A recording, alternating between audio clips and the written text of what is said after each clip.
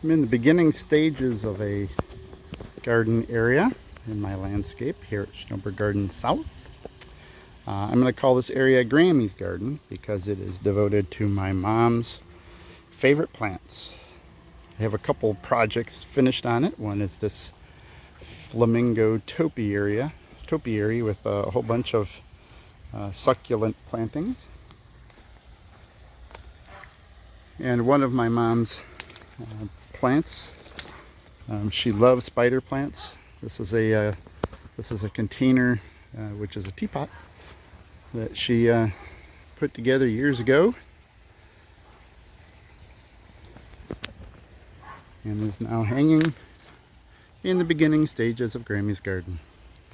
This topiary, though, figured this is kind of an interesting little project, and I'm going to guide you through the process I went through to create it. I acquired this flamingo years ago. I don't remember where it came from. I believe my wife got it for me. Perhaps it was my mother. I don't even remember. I have a little fish that goes along with it. There used to be little glass beads on these circles, which have long since gone away, so this is what I'm starting with. I started off this project by using some phosphoric acid. I brushed it on my flamingo. It was full of rust. In fact, so much so that I had to glue the head back on afterwards. So you brush this on and you let it sit. You can't see this side as well. You let it sit for about 20 minutes, and then you just hose it off. And for the most part, the rust is gone. At the same time of the working on the flamingo, I also have this fish that had the same issues. Right? It had the little glass beads, and they've all fallen off. Next, I'm going to prime it with some self-etching primer. And then for the flamingo, I'm going to use these three colors. The majority of the flamingo is pink. The bill is black and white. So those are the colors I'm going to use on the flamingo. So I'm letting this dry, and then I'll give it some primer. Don't know what color I'm going to do the fish. I guess we're going to let that evolve and see. Here we are. It has gone over with phosphoric acid. It has been cleaned off. It has been primed with self-etching primer. It has been painted. You know, I could leave it just exactly the way it is right now, but by golly, I have other plans for it. Alright, I'm ready to start to make my succulent topiary out of this wonderful flamingo statue. This isn't going to be a how-to video as much as a why I'm doing it and how I'm choosing to do what I'm planning to do. I picked up some sphagnum moss, which has been soaking in a bucket of water to get it nice and moist. I have purchased some succulents, and then I have these. My mom had plans years ago to make a fairy garden, and unfortunately she started collecting plants right before she got sick, and so she was never able to really do anything with them, and this is what's left of her collection. They look horrible. However, there's a lot of potential here, and I fully intend to use every last one of these in this project. Additionally, she really liked hen and chicks. I picked up some hen and chicks, and over the summer I put some on her and my dad's grave around the tombstone, and I figured I bought an extra one because I figured, you know what, this is I couldn't get any of the hen and chicks from her home. So this is as close as I can get. So I'm going to put the hen and chicks in here as well. So I'm going to get all set up, and then we'll play.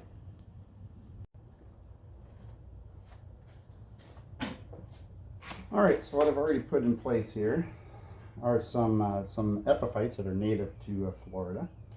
These are some long-leafed epiphytes. I just kind of shoved them in there, quite honestly. Tried to spread them out, and they would look somewhat tailish in appearance. I'm going to take some of the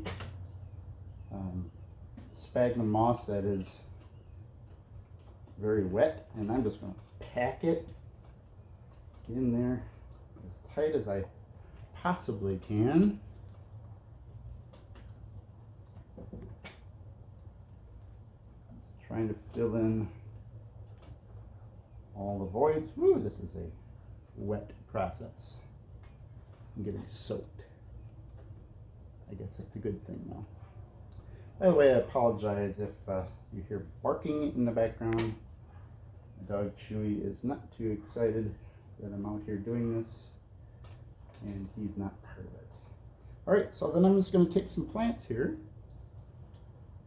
and I take them out of the pot, shook all the soil off. Some videos that I watched online showed folks pinning plants in. I'm going to try and do it a little bit easier way here. And I am just going to kind of wedge them in where they can. Again, now these are all plants that my mom had, and plants that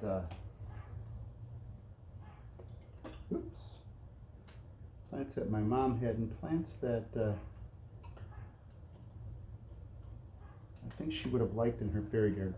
My mom was very much a person who liked whimsy in her garden. She was she was very much a happy snail, singing frog, smiling bunny, dancing mushroom kind of a person. She liked all those colorful things in her garden, which I suppose is one of the reasons that she wanted to do something with a fairy garden, is because it kind of has that concept to it. I'm not crazy about all those things, but the reason I chose this flamingo, I had it, right? I already had it in my possession, so what the heck, why not? But also B, my mom used to, I am not a big pink flamingo fan. I think pink flamingos in someone's landscape looks very gaudy. And she used to tease me all the time that she was going to put a bunch of pink flamingos in my yard just to mess with me. So I figured, what the heck, you know what?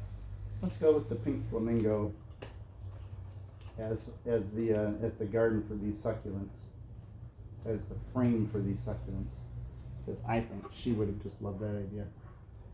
All right, so I'm going to get some more plants out here, and let me get set up, and then we'll do some more.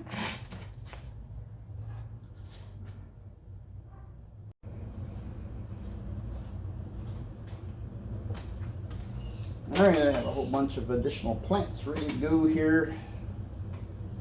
I'm trying to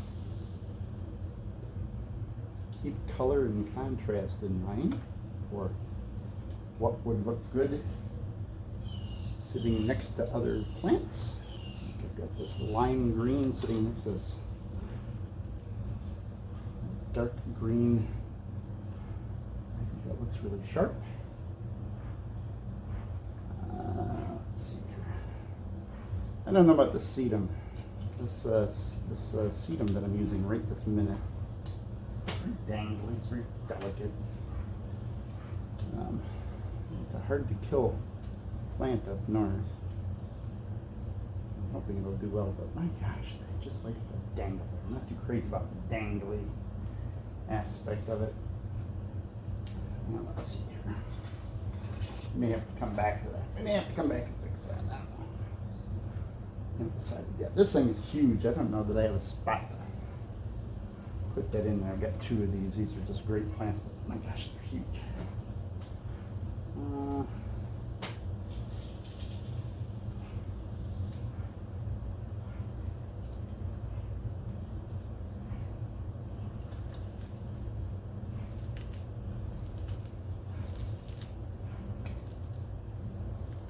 Now, it probably looks like I'm just jamming these in here, but I want this to be super tight.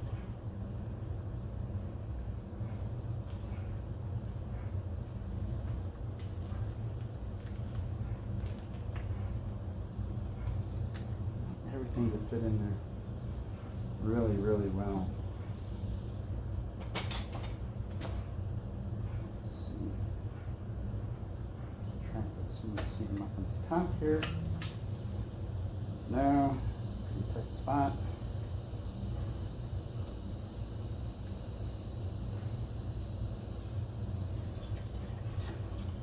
This is what we have. I'm kind of liking this. And that looks pretty good. Pardon me crossing in front of the camera. A few more things in here. And we are really close to being done here. And again, this moss. This is going to be placed in a spot that is going to be partial sun, partial shade, a little of both. The Grammie's garden, which is where this is going, the garden area that I'm devoting to all my mom's favorite plants, is an area that gets about half a day of sun, half a day of shade. It's under a laurel tree.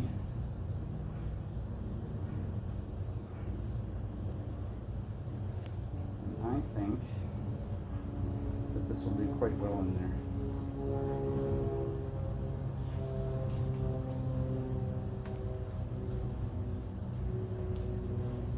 All right. So this is what we have. There's a spot that could use a little bit more of something. Yeah, let's see what we can put up there. It's a pretty skinny area.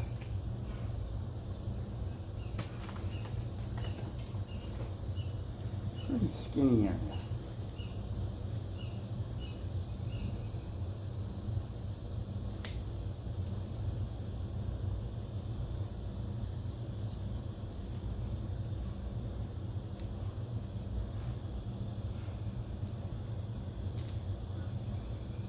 There you go. So I'm pretty pleased with that. I think it's a interesting little project. My mother, who's really the only person that would really matter about this because it's devoted to her, I think would really like this. This would have been right up her alley. My mom was a plant lover, but she never really got a whole lot into gardening. Her biggest love for plants, well, she loved yellow roses, but her biggest love of plants was African violets. My God, she grew African violets for years. I'm working on an African violet addition to the Grammie's garden. So, when I'm ready to place this, we'll see where it goes.